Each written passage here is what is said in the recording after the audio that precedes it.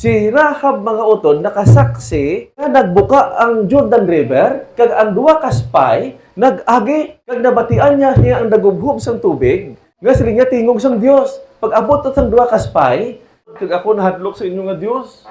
Ang pamangkot amo ni nga ang gintugutan sang Dios nga protektahan si Rahab kag iya nanay iya tatay iya pamilya. Nga ginprotektahan sang Dios.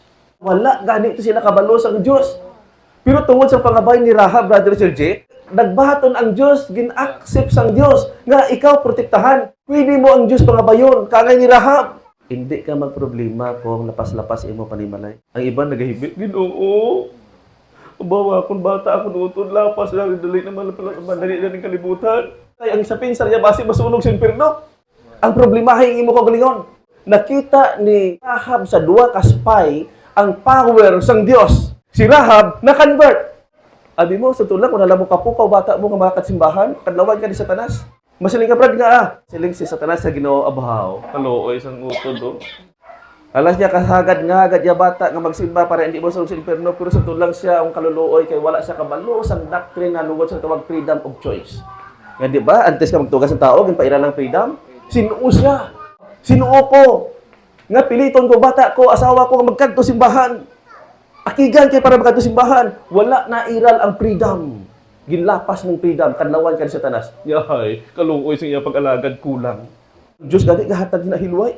Bisan asawa mo pa, Brad, hindi magsimba. Pabay I-remind lang siya. Kapag katapos na nga ganimay mo, hindi na siya, iyan na iya freedom, iyan na iya choice.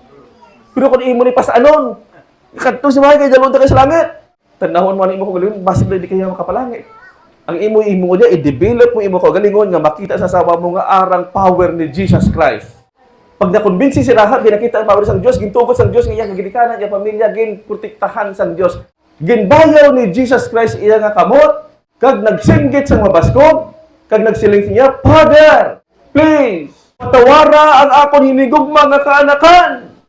Tungod sa akon dugo. Then I saw exceeding bright light come from God. Pag ako nakita nga may arang himaya alin sa trono sang Dios, nga nag-igo kay Jesus Christ, gin-accept, kay gin-address niya tungod sa akong dugo. Kapag sincero imo pangamuyo sa Ginoo nga may kapatawad, ginpagwa mo ang pulong nga tungod sa imo dugo, gapalapit ako sa trono sang bugay.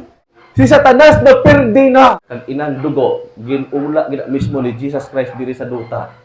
Pag-address niya sa God the Father para kita may kapatawaran. Testing nyo pangamuyo, hindi nyo pag-address sa iya dugo. Mabatsagan nyo nga, naman napatawad ko ay. Hasta lang galakat ang inadlaw, binulan.